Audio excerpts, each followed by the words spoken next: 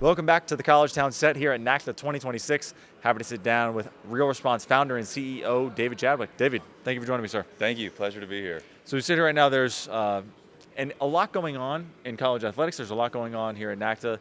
The topic that's top of mind, given when it happened yesterday, as we sit here, is gambling. How is RealResponse helping athletic departments manage responding to how student athletes and others may be gambling? Gambling's been on our radar for several years, ever since sports wagering has been legalized in many of the states now.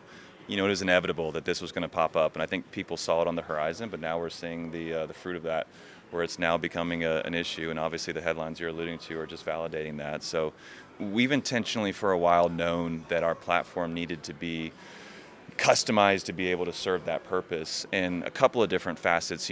Number one is the obvious reporting of different types of anonymous tips related to illegal gambling, whether that's match fixing, illegal wagering, et cetera. So we are seeing more and more of our partners lean into that, whether it's the collegiate athletic departments. We've also partnered with more of the professional sports leagues, the prominent ones that are utilizing us as the integrity reporting platform and giving their ecosystem a way to report those exact things. And because of the ease of our technology and how easy it is for someone to be able to report those types of concerns, we're seeing folks frequently report, hey, I'm aware of a teammate who's illegally wagering on games, or I'm aware of these other types of issues that are going on. And obviously the reporting is one thing, but it's the immediacy of following up on it, pulling in the right stakeholders, and making sure that there's a triage and effective response. So I'd say the reporting of illegal activity, those types of match fixings are the obvious ones.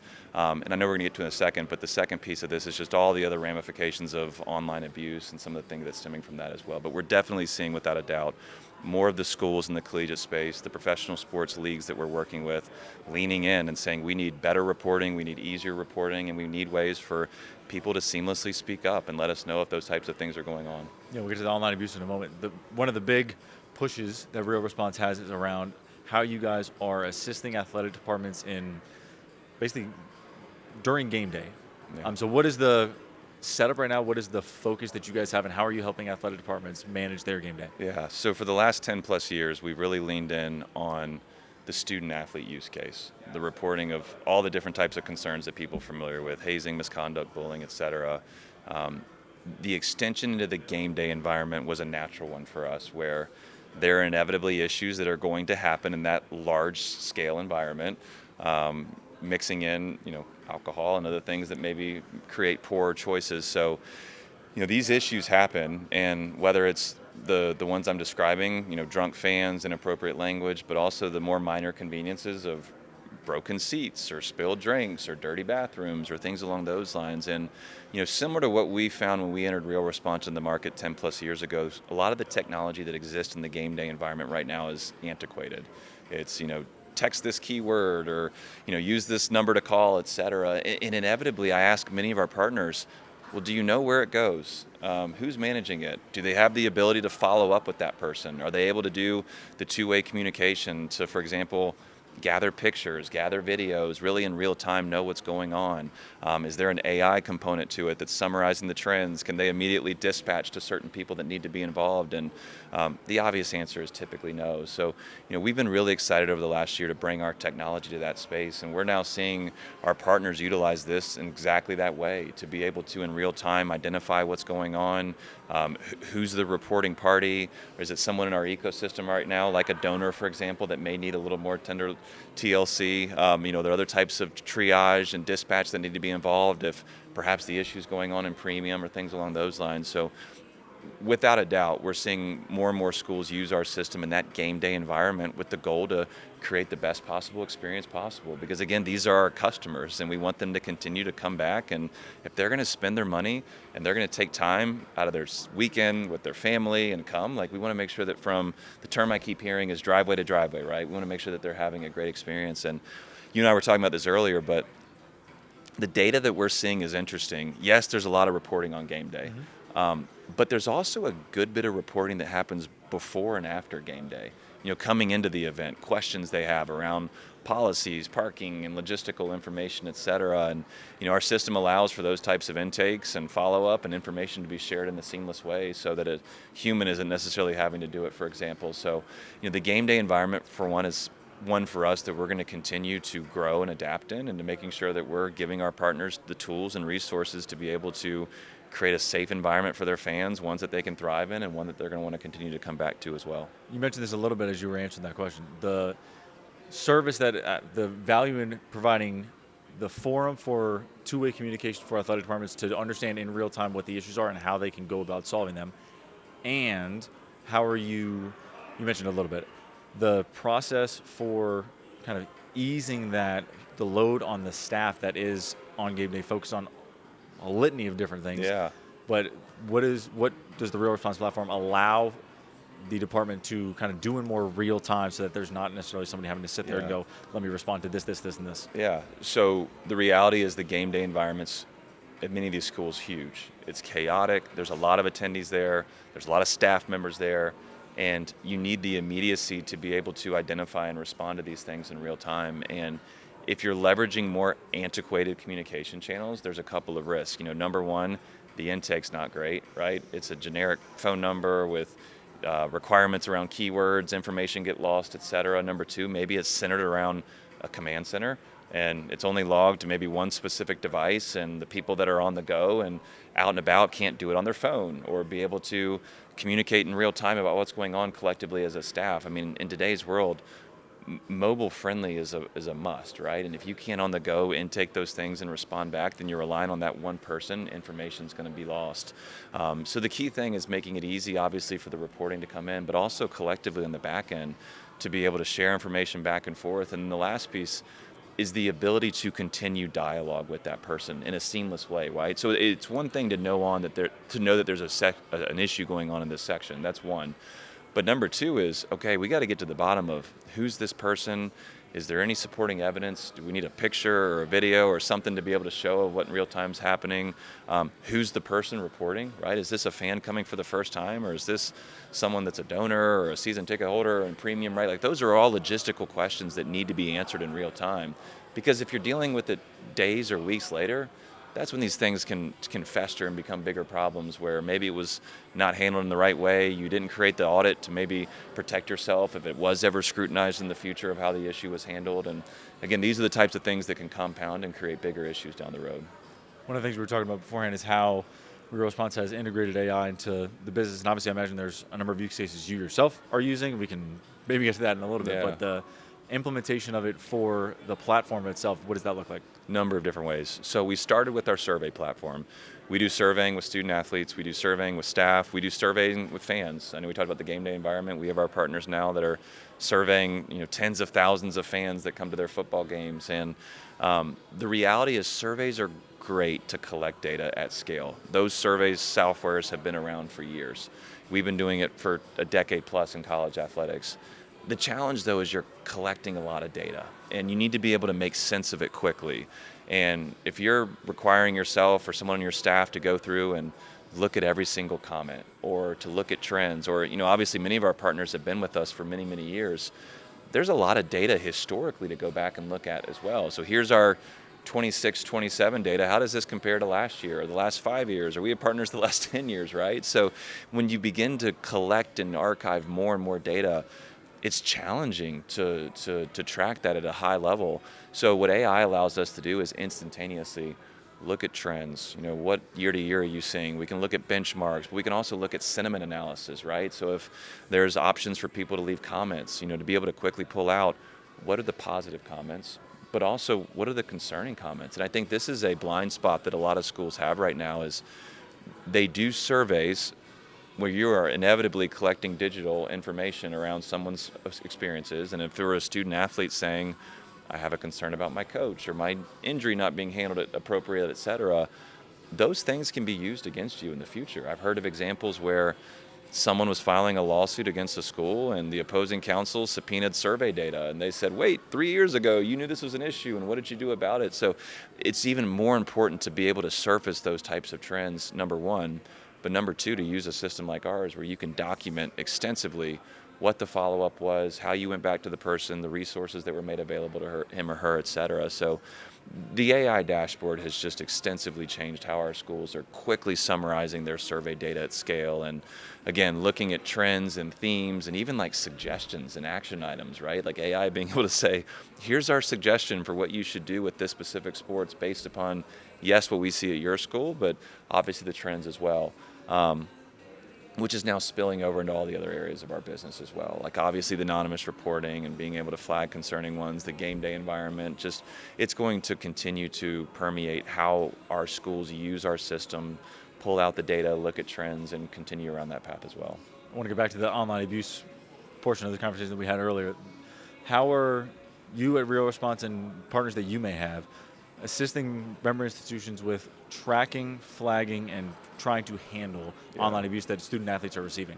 Again, going back to the legalization of sports betting, like it was inevitable that this was going to happen. Not all online abuse is from people betting, but obviously there's an emotional component that comes to that when the outcome of the game is not what the bettors hoped for. But that's, I think, exacerbating this and creating more of a hyper-pressured environment.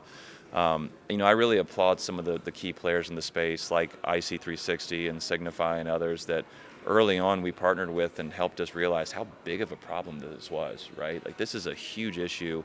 There's now state legislators and others that are taking this to that level as well of like how can we fix this and help prevent some of the online abuse that's happening. I know President Baker has also made this a priority for himself too. So, we intentionally have partnered with groups to make it more accessible for reporting the types of online abuse that people are experiencing. And what's great about RealResponse is it's simple and easy, right? It's as simple as sending a text, or we have international clients where it's as simple as sending a WhatsApp message. They could just take a screenshot and send it off, whether it's a threat that they received online. It's just unfortunate that those types of things happen where someone can come in and create a threat. I mean, with AI, fake imagery and things too, they can even create even more unusual and just false things around someone's image or different pieces that they want to do as a part of that process as well. So we have created a conduit where people can seamlessly capture those, send it in, also DMs that they're receiving too. So they're not having to maybe open up all their DMs, but the ones selected that they're receiving, they could take that as well.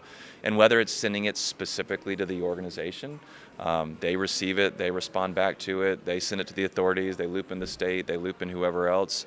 Other partners like Signify, who we work with, like they're even willing, and IC360 to do the follow-up and to investigate it and loop in the people that need to be a part of it as well. So if an organization said to us, like we don't have the staffing and the manpower to field through all these and send them off, great. Like there's other resources that can be made available to do that on their behalf as well. Have you seen over the decade plus that you've been doing this, the growth and the growing trend of more online abuse? And maybe it's tied to when sports gambling got legalized.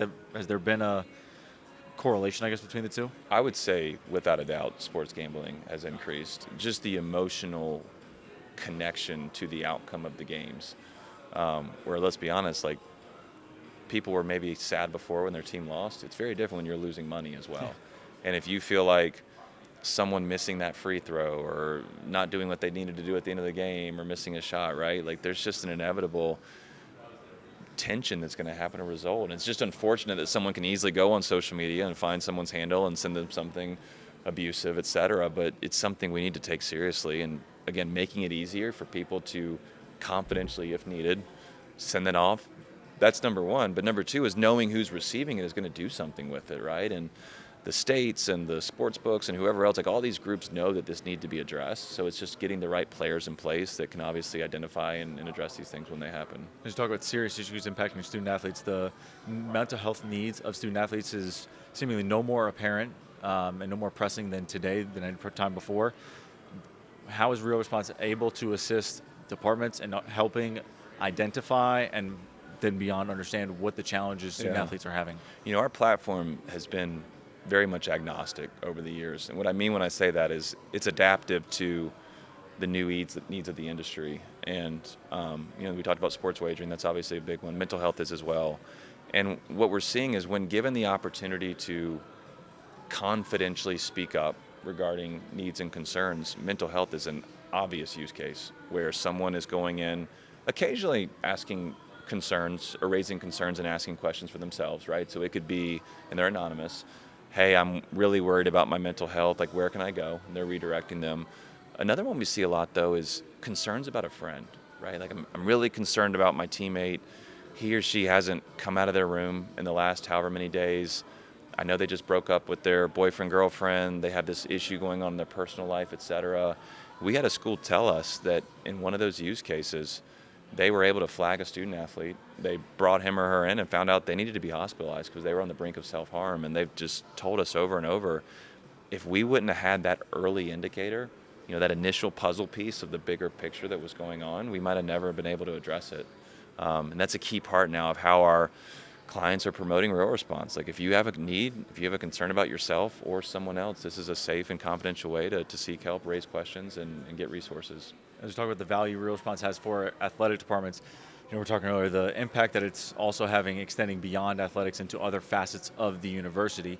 For the athletic administrators out there that are your partners or that may become your partners, the impact that it can have and is having across the entire institution, what does that look like? For years we've had schools ask us, can RealResponse be expanded beyond athletics? And we always had to politely decline. We were laser focused on our industry, but in the last few years we've realized that is a logical expansion for us, right? We're already dealing with the largest brand usually on campus, many times having issues, so we deal with the general counsel and the Title IX coordinator, et cetera. So we have, in a very successful way, begun to expand to the broader campus ecosystem and really getting ingrained with other areas of reporting like student conduct, Title IX, bias, fraternity and sorority life, et cetera. So it's been really amazing to watch more and more of our partners expand us to the broader campus ecosystem, but also to see the success that it's had as well. And people telling us, we've been able to, for example, identify and address a prominent hazing situation. And having also partnered with the fraternity and sorority life headquarters has been helpful too, because they are jointly trying to address this as well. A couple of years ago, President Biden signed in the Stop Campus Hazing Act into law, which created a new focus at the university level, not just athletics or fraternity and sorority life, on how do we prevent and address hazing, because universities are now required from a compliance perspective to publish this data annually. How many hazing issues did you have, which groups were involved? So as we think about athletics being one part of a bigger picture, and oftentimes the athletic director being on the cabinet, like this is a challenge that many different groups are trying to tackle at once. And we've run into a lot of hazing prevention committees that are being formed on campus where athletics is at the table, along with fraternity and sorority life and conduct and other groups. And it's been really fulfilling to watch our system, grow beyond its initial roots and to be able to surface the larger campus ecosystem and to be able to do so in a successful way. And more and more campuses are now looking to us as a way to either be their reporting platform or to supplement their existing reporting platform, like Maxient, for example, which is, by my interpretation, the gold standard of case management. They work with 1,400 schools, and our system seamlessly integrates with them, which has been great. So many of these listeners, their institutions are probably using that as a case management system as well. And we're just proud of the continued success, and that will definitely continue to be an area of focus for us. Excellent. David, thank you for joining us here at NACDA. It's always a pleasure. Thank you for the great work that you guys do and spotlighting such great expertise for our industry. We appreciate it.